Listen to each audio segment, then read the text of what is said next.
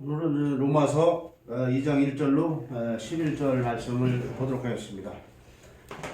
그러므로 남을 판단하는 사람아, 누구를 막론하고 내가 핑계하지 못할 것은 남을 판단하는 것으로 내가 너를 정죄함이니 판단하는 내가 같은 일을 행함이라. 이런 일을 행하는 자에게 하나님의 심판이 진리대로 되는 줄 우리가 아노라. 이런 일을 행하는 자는 판단하고도 같은 일을 행하는 사람아, 내가 하나님의 심판을 피할 줄로 생각하느냐? 혹 내가 하나님의 인자하심이 너를 인도하여 회개하게 하심을 알지 못하여 그의 인자하심과 용납하심과 길이 참으심이 풍성함을 멸시하느냐? 다만 내 고집과 회개하지 아니한 마음을 따라 진노의 날, 곧 하나님의 우르신 심판이 나타나는 그날에 임할 진노를 내게 쏟는도다. 하나님께서 각 사람에게 그 행한 대로 봉하시되 참고 선을 행하여 영광과 존귀와 썩지 아니함을 구하는 자에게는 영생으로 하시고, 오직 당을 지어 진리를 따르지 아니하고 불의를 따르는 자에게는 진노와 분노로 하시리라. 악을 행하는 각 사람의 영에는 환난과 공고가 있으니 먼저에는 유대인에게요 그리고 헬라인에게며, 선을 행하는 각 사람에게는 영광과 존귀와 영광이 있으리 먼저는 유대인에게요 그리고 헬라인에게라. 이는 하나님께서 외모로 사람을 취하지 아니하심이라. 자, 하나님의 말씀을 봤습니다. 성령 받은 사람의 특징은 거룩한 생명을 받은 사람은 성경을 표피적으로나 문자적으로 보지 않고 성경이 말하고 있는 내용을 반드시 찾아내서 그 속에서 말하고자 하는 내용을 찾아내어 이해하고 깨닫습니다. 바울이 율법으로는 흠이 없는 사람이었습니다. 그는 가말렐이라는 이스라엘의 최고의 학문과 율법을 겸비한 사람의 수제자였습니다. 그러나 그러한 사람의 제자가 바로 사울이라고 하는 바울이었습니다. 그가 예수의 생명을 보기 전에는 성서 구약의 율법을 표피적으로만 이해하고 철저히 지켰던 사람이었습니다. 그런 그가 다메섹에서 만난 예수의 환상을 보고 바로 눈이 어두워졌습니다.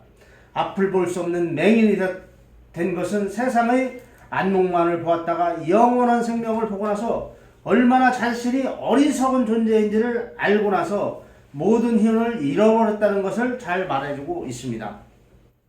그런 그가 다메섹에 있는 아나니아라는 예수의 제자로부터 예수에 대한 생명의 복음을 자세히 듣고 나서 성령을 받게 되고 새로운 힘을 얻어 세상에 복음을 증거하는 인물이 된 것입니다.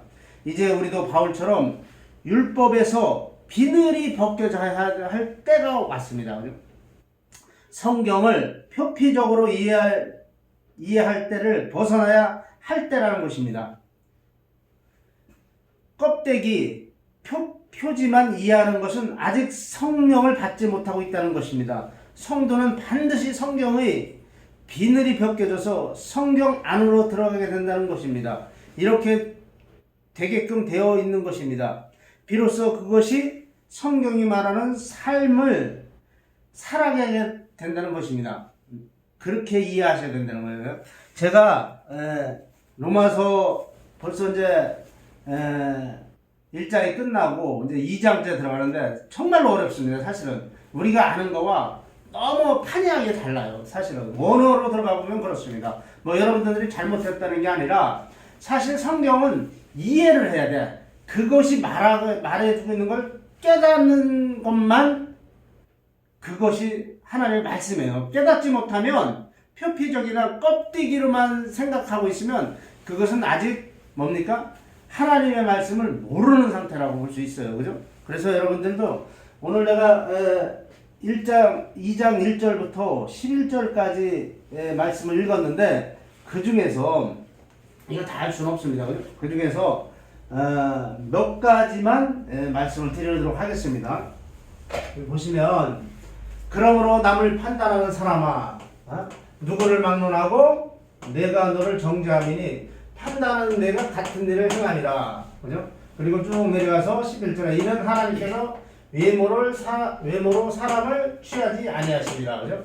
남을 판단하는 사람아, 여기서 남, 그죠? 남이라는 것은 이제 그 헤테로스라는 단어인데, 이 헤테로스라는 그 원어인데, 헤테로스는 뭐냐면 두 개 이상의 것. 그러니까 나 말고 다른 것을 이야기합니다. 다른 것, 다른 복음 이런 의미를 갖고 있어요. 사실은 다른 복음, 그죠? 그 다른 복음 뭐가 있을까요? 율법과 예수의 복음이 이렇게 나눠지는 거예요. 사실은. 그죠? 자, 율법은 뭡니까? 율법이 나쁘다는 게 아니에요. 선한 겁니다. 그러나 율법으로 말미암아 예수 진리를 아는 거예요. 그죠? 그것을 이야기합니다. 그죠? 그래서 판단하는 사람 안드로포스. 그죠? 자, 율법으로는 이 진리를 알 수 없다. 이런 의미를 갖고 있어요. 네? 왜 그럴까요? 자, 판단, 크리노라는 단어는 구별하다, 나누다요. 그죠? 구별하고 나눕니다. 그죠? 그런데, 자, 이 판단을 하는 거예요. 판단. 근데, 율법으로는 진리, 씨, 하나님의 씨가 있는 것을 알 수가 없습니다. 율법으로서는. 그죠? 그래서 여기에서 이쪽으로 이렇게 나오라는 거예요. 네? 율법에서 어디로 나옵니까? 진리로 나오라는 거예요. 진리로. 그러나 진리로 나오지 못한 상태는 뭡니까? 진리로 나온 상태. 그 상태는 씨가 없는 상태. 씨가 없는 상태는 뭐예요? 짐승 이렇게 얘기해요. 짐승. 이게 바로 1장 23절에 나와요. 제가 읽도록 하겠습니다. 1장 23절. 썩어지지 아니하는 하나님의 영광을 썩어질 사람과 새와 짐승과 기어다니는 동물의 모양의 우상으로 바꿨느니라. 여기 사람이 나오죠. 사람. 안드로포스. 그죠? 안드로포스. 이 사람이 우리가 생각하기에는 많은 사람들이 살고 있는데 그 중에서 하나님의 씨가 있느냐 없느냐를 설명하는 거예요. 이거는. 예? 자, 율법에 있는 사람은 하나님의 씨가 없고 진리로 나간 사람은 하나님의 씨가 있는 게 그죠? 그래 하나님의 씨 여기서는 씨를 설명하기 위해서 남을 판단하는 사람아 이게 구분되었단 말이에요. 구분돼. 크리노 그죠? 구분한 거예요. 구분. 그러니까 크리노스에서 왔는데 그 심판에서 왔습니다. 그죠? 심판은 뭡니까? 우리가 아는 심판. 자, 이 심판에 대해서 조금 알아야 돼요. 심판. 자, 심판은 이 크리노스입니다. 심판하면 내가 지난 시간에 언젠가 얘기했는데 심판하면 사람들은 두려워합니다. 두려워야. 왜 그러냐면 어딘가 볼 때 심판을 당하는 게 꼭 재판을 생각합니다. 그죠? 재판 당하면 두려운 거야. 왜 그러냐면 내가 거기에 구속되기 때문에. 그러나 여기서 말하는 심판은 그런 심판이 아니에요. 의의 심판이에요. 의의 심판. 의의 심판. 자, 죽었던 너희 율법으로 죽었습니다. 율법으로 딱 비춰보니까 어떻게 돼서 죽어있다란 말이요. 그죠? 사망돼 있습니다. 그죠? 요거 사망을 뭡니까? 다나토스요. 형벌로서의 죽음을 맞이한 상태입니다. 그죠? 근데 이 죽음에서 요렇게 건져내는 거예요. 요게 심판이에요. 심판. 크리노스. 네? 크리노스입니다. 크리노스. 그죠?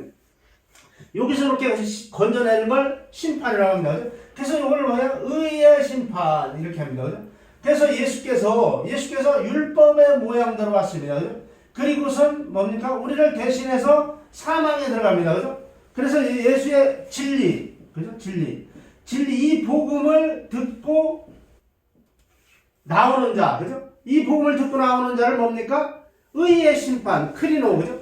자, 하나님은 절대 사람에 대해서 이 관계에 대해서 사람들은 복 주고 내는 너를 창대케 하고 이렇게 하지 않습니다. 하나님은 뭐냐? 하나님은 딱 따지는 건 딱 두 가지입니다. 그죠? 자, 씨가 있느냐 없느냐. 하나님의 생명이 있느냐 없느냐. 요걸 따지는 거예요. 요거. 그게 하나님의 씨가 있으면 하나님의 영광이 되는 겁니다. 그죠? 독사 조에서 왔는데 영광되다. 그렇습니다. 그죠? 그런데 여기서 하나님의 씨가 없으면 뭡니까? 곰방이 얘기한 대로 짐승이요. 짐승. 썩어질 것, 없어질 것, 가치 없는 것. 이렇게 생각합니다. 그죠? 그래서 뭡니까? 카타크리노. 그죠? 카타크리노. 뭐뭐에 대해서 뭡니까? 완수하다. 플러스. 그죠? 뭡니까? 율법에 대해서 벗어난 것. 그죠? 그러니까 율법에서 벗어나지 못한 상태를 이야기합니다. 지금. 율법에서 벗어나지 못한 거예요. 그걸 얘기하는 겁니다. 그죠?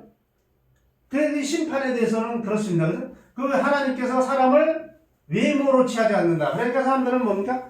저 사람은 생색이 초라해. 어떤 사람은 뭐 사람이 잘생겨서 예뻐, 아름다워 이런 것을 이야기하자고 하는 것이 아니라 하나님께서는 뭡니까? 안드로포스 그죠? 자, 개인적인 정을 주지 않는다. 그죠? 하나님은 씨만 보는 게 씨만. 내가 내 복음을 너에게 주었는데, 자, 이 복음, 그죠? 유한계명. 예수를 통해서 준 이 복음을 해서 너에게 씨가 있느냐 없느냐, 씨가 있느냐 없느냐. 하나님이 요것만 보시는 게 이 말씀을 하시는 거예요. 사람을 외모, 잘생긴 사람은 교회 나가야 되고, 못생긴 사람은 안 나가야 되고, 이런 걸 따지는 게 아닙니다. 그죠? 그 부자는 잘 되고, 가난한 사람은 못 되고, 이런 걸 따지는 게 아니고, 하나님께서는 그가 하늘로부터 온 복음, 이 복음으로부터 생명의 씨를 갖고 있느냐, 없느냐, 이것만 따지는 거예요.